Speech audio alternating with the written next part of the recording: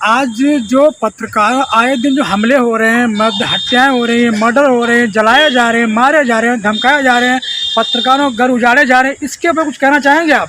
Sir, मैं पहले तो आपको बताना चाहूँगा, मेरा नाम सुमित सहगल है, कुणाल। मैं मीडिया प्रभारी के पद पर काम भी करता हूँ। राष्ट्रीय पत्रकार सुरक्षा परिषद से जिला सचिव के पद पर नियुक्त भी हूँ। मैं सिर्फ दो बातें आपसे कहना चाहूँगा कि पत्रकार लोकतंत्र का चौथा स्तंभ है। पत्रकार अगर खबरों को प्रकाशित ना करे तो किसी को नहीं पता चल पाएगा कि जिले और शहर के अंदर क्या हो रहा है, प्रदेश में क्या हो रहा है, सरकार क्या रणनीति बना रही है, जन गरीबों के किस हित का कार्य हो रहा है, किस अनहित का कार्य हो रहा है। मगर ये सब चीज़ों से हटकर एक सबसे बड़ी सवाल ये है कि पत्रकार बिना वेतन के अपनी जान खतरे में डालकर दिन और रात कवरेज में लगा रहता है, और जब कोई कवरेज करता है तो कवरेज करने के दौरान तो उसको धमकियां दी जाती हैं, उसको प्रताड़ना किया जाता है, उसको मानसिक, शारीरिक, आर्थिक रूप से प्रताड़ित किया जाता है और उसको गोली मार दी जाती है। सबसे बड़ी बात यह है कि आखिर पत्रकारों का हनन और पत्रकारों की हत्या कब बंद होगी और कब पत्रकार निडर होकर अपनी कलम की ताकत से सच्चाई को उजागर कर सकेगा। बस हमको ये जानना है कि आखिर ये कब होगा, ये सूर्योदय कब होगा। पत्रकार, राष्ट्रीय पत्रकार सुरक्षा संघ जिंदाबाद। पीके सिंह, पब्लिक लाइव और राष्ट्रीय सुरक्षा परिषद रजिस्टर्ड से जिला उपाध्यक्ष। आज श्रीमान जिला अधिकारी को राज्यपाल के लिए एक 5 सूत्री ज्ञापन दिया गया, जिस ज्ञापन में हमारे पत्रकार साथियों पर जो हमला हो रहे हैं प्रदेश में उसके लिए, और जो हमारे आशुतोष श्रीवास्तव जी का गोली मारकर हत्या की गई है, उसमें जानकारी मिली है कि एक आरोपी बॉम्बे में पकड़ा गया था, लेकिन वो पुलिस की हिरासत से भाग गया है। हम प्रदेश सरकार से मांग करेंगे उसमें जो भी आरोपी हैं उनके घर पर बाबा जी अपना बिल्डोजर चलवाएं, जिससे हम पत्रकारों का एक न्याय मिल सके। तो हम एक चीज़ और जानना चाहेंगे, आप सभी लोग यहाँ पर उपस्थित हैं, आप सबसे वरिष्ठ पत्रकार लग रहे हैं, उम्र से भी आप सबसे बड़े हैं। सर, हम आपसे एक चीज़ जानना चाहेंगे कि ये जो पत्रकार है, ये लोकतंत्र का चौथा स्तंभ होने के बाद भी इसका जो कार्यशैली है उस पर हमेशा उंगली उठती है। पत्रकार जब कभी भी कोई खबर प्रकाशित करता है तो या तो उसको धमकी दी जाती है या उसको जान से मार दिया जाता है। तो सरकार से आप अपनी तरफ से क्या कहना चाहेंगे, प्रदेश सरकार से, कि पत्रकारों के सुरक्षा के लिए कुछ होगा या नहीं? हम ये कहना चाहेंगे कि जो हमारे अधिकारी लोग कहते हैं कि पत्रकार एक चौथा स्तंभ है, लेकिन चौथे स्तंभ का सम्मान नहीं मिल रहा है और चौथे स्तंभ का सुरक्षा नहीं मिल रही है। हम प्रदेश सरकार से चाहेंगे कि हमारे प्रदेश के पत्रकारों को सुरक्षा दी जाए, जिससे पत्रकार कलम से लिखे तो उसको धमकियां मिलें, उस पर तत्काल कार्रवाई की जाए, 24 घंटे के अंदर उसको जेल भेजा जाए। इसी संबंध से हमारे अक्षय श्रीवास्तव को जो वहाँ गोली मारकर हत्या की गई है, उसमें उनके परिवार को 50 लाख का मुआवजा दिया जाए, परिवार में एक नौकरी दी जाए, और उसके साथ साथ हमारे प्रदेश के जितने भी पत्रकार हैं सभी को सुरक्षा दिया जाए। राष्ट्रीय सुरक्षा परिषद रजिस्टर्ड लखीमपुर खीरी से। चलिए, आप सभी लोग अपनी तरफ से पत्रकार सुरक्षा संघ, आपको हम बताना चाहेंगे कि यहाँ पे जितने भी राष्ट्रीय पत्रकार सुरक्षा परिषद से लोग यहाँ एकत्रित हुए हैं, उनका सिर्फ एक ही बात कहना है कि पत्रकारों के साथ जो मानसिक, शारीरिक और आर्थिक उत्पीड़न किया जाता है, उनकी हत्या कर दी जाती है, सरकार उनके बारे में किसी बात को नहीं सोचती है, जबकि पत्रकार बिना वेतन के अपनी खुद का पेट्रोल खर्च करके दूर दूर तक जाकर वहां से खबरों को कवरेज करता है, जो घर बैठे टीवी के माध्यम से, हर व्यक्ति अखबार के माध्यम से उस जानकारी को लेता है। आखिर पत्रकारों का हनन ये कब खत्म होगा? अब देखना है कि राष्ट्रीय पत्रकार सुरक्षा परिषद के इन लोगों ने जो ज्ञापन राज्यपाल तक पहुंचाया है, क्या राज्यपाल जी इस पर ध्यान देंगे और क्या पत्रकारों के हित के लिए कोई नया कानून बनेगा जिससे पत्रकारों का हित हो सके। आइए हम बात करते हैं हमारे एक वरिष्ठ पत्रकार महोदय से। सर, क्या नाम है सर आपका? जी, राजेश मिश्रा। सर, आप बताएं सर, ये पत्रकारों का जो हनन हो रहा है, पत्रकारों की हत्या हो रही है, इसके बारे में बताएं सर। सर, मैं राष्ट्रीय पत्रकार सुरक्षा परिषद का जिला सचिव हूँ, और जो ये परसों की घटना है बहुत ही निंदनीय है, इसलिए हम लोग एकत्रित हुए हैं। श्रीमान जिलाधिकारी महोदय को एक ज्ञापन दिया गया है माननीय राज्यपाल महोदय के संबंध में ज्ञापन दिया गया है कि ऐसे दुर्दांत अपराधी जो आपके नगर में या हमारे देश में जो भ्रमण कर रहे टहल रहे हैं और हमारी मीडिया पर जो हमला हो रहा है, इसके लिए हम लोगों ने ज्ञापन दिया है कि पत्रकारों की जान माल की सुरक्षा गवर्नमेंट करे। बहुत बहुत धन्यवाद। संतोष कुमार सर, एडवोकेट है जी, और आपके राष्ट्रीय पत्रकार सुरक्षा परिषद का मैं विधिक सलाहकार सर किया गया। सर, ये मैं जानना चाहता हूँ कि अभी 2 दिन पहले एक पत्रकार की हत्या कर दी गई, उसके संदर्भ में आप अपनी तरफ से क्या कहना चाहेंगे?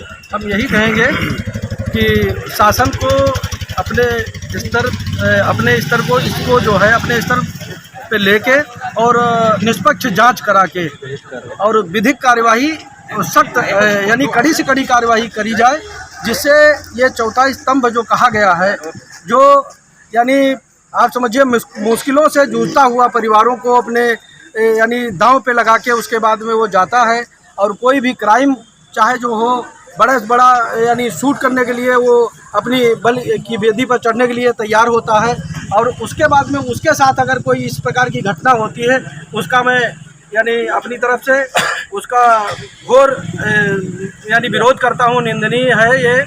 और शासन स्तर पे जो मांग की गई है राष्ट्रीय पत्रकार सुरक्षा परिषद की तरफ से, जो एक आह्वान राष्ट्रीय अध्यक्ष जी का था कि एक साथ में 11 बजे प्रत्येक जिलाधिकारी को दिया जाए और वो राष्ट्रपति को यानी राज्यपाल महोदया को संबोधित, तो वो दिया गया है।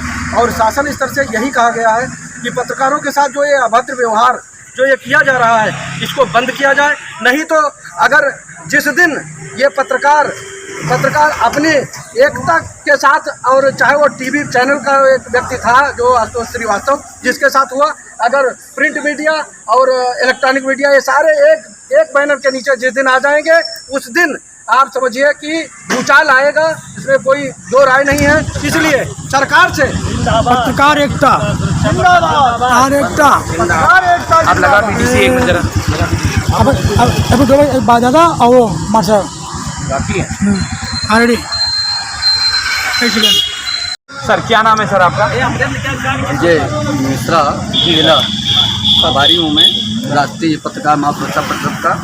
साथियों, आज हम लोग यहाँ पर इसलिए एकत्र हुए हैं कि परसों एक खबर ऐसी आई कि पत्रकारिता का एक सूरज, जो उदित सूरज, जो कलमकार कहा जाता है जिसे, और सुबह उसकी हत्या हो जाना पूरे प्रदेश में दुख की घड़ी पत्रकारों में आ गई। कलमकार समाज की बात उठाता है। समाज में ऐसे कुछ दुर्व्यवहार होते हैं, जैसे भू माफिया है या वन माफिया है या कार्य माफिया है, जो भी कह लें, ये प्रशासन से घुल मिल करके भ्रष्टाचार करते हैं। पत्रकार उनको उठाता है, तो पत्रकार इसमें दोषी किस बात, समाज से दोषी क्यों मानता है?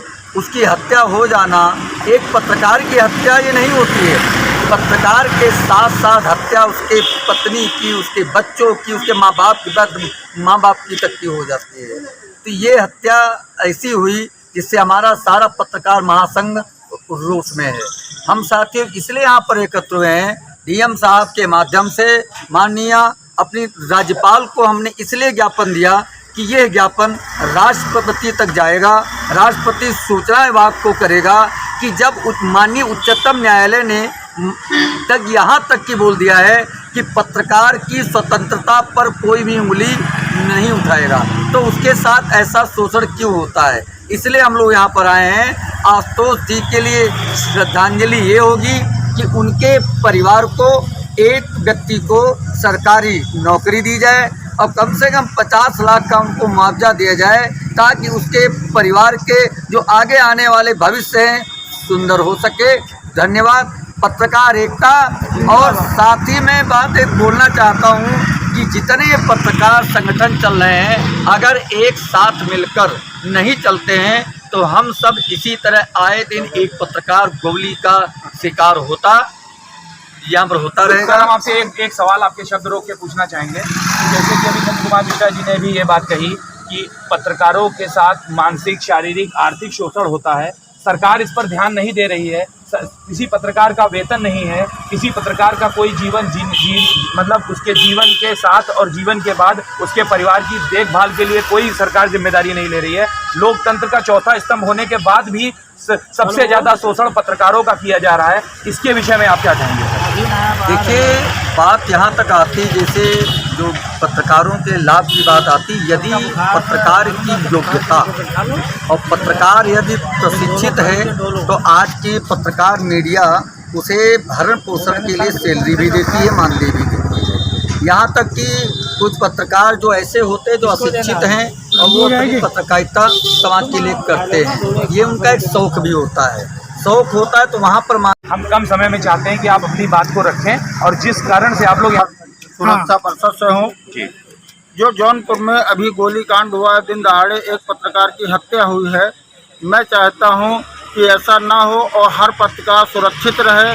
बस मैं अपनी इतनी ही बात कहना चाहूँगा। मतलब आपको लगता है कि पत्रकारों के साथ जो मानसिक, शारीरिक, आर्थिक शोषण हो रहा है उसको बंद होना चाहिए? वो बंद होना चाहिए, पत्रकार सुरक्षित रहे, क्योंकि पत्रकार एक देश का चौथा स्तंभ है। जी, बहुत बहुत। सर, क्या नाम है सर आपका? अरुण कुमार मिश्रा। सर, जिलाधिकारी महोदय के कार्यालय के बाहर आप सब लोग एकत्रित हुए हैं, क्यों एकत्रित हुए हैं, क्या कारण है, जरा हमको पूरी बात बताएं। देखिए, हम राष्ट्रीय पत्रकार सुरक्षा परिषद रजिस्टर से जिला सचिव हैं और हमें जिलाध्यक्ष जी के द्वारा सूचना दी गई थी कि हमारे एक भाई पत्रकार का आशुतोष श्रीवास्तव का 2 दिन पहले गोली मारकर उनकी हत्या कर दी गई थी। तो इसके परिप्रेक्ष्य में पूरे जितने भी राष्ट्रीय पत्रकार सुरक्षा परिषद के जितने ज़िलों में चलती है, सब ज़िलों से ज्ञापन देना था राज्यपाल जी को डीएम के द्वारा। तो उसकी सूचना हमें प्राप्त हुई थी।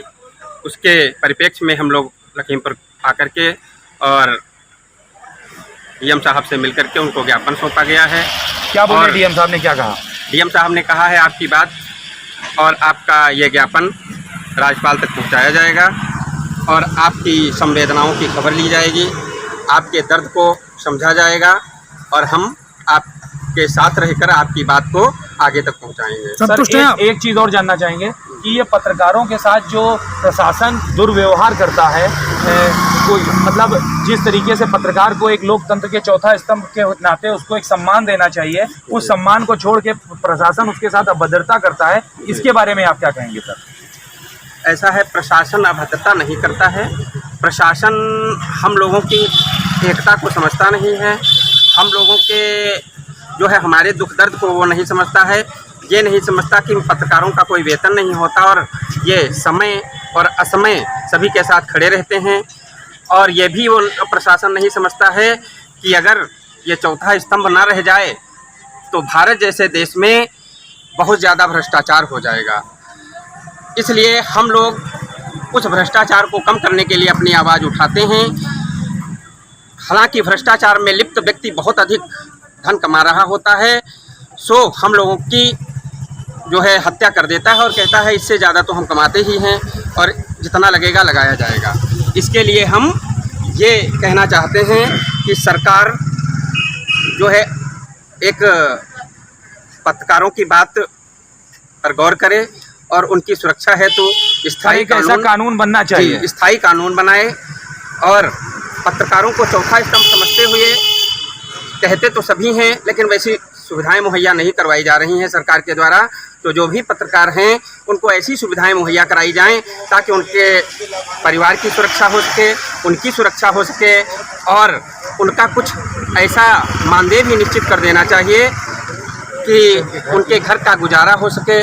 वो वास्तव में स्वच्छ मन से और साफ। राष्ट्रीय पत्रकार सुरक्षा परिषद से जिला अध्यक्ष जी, हम आपसे एक चीज़ जानना चाहेंगे कि आप लोग यहाँ जिलाधिकारी महोदय के कार्यालय के पास एकत्रित हुए हैं, क्या आप यहाँ क्यों आए हैं और मेन आपका आने का यहाँ मकसद क्या है?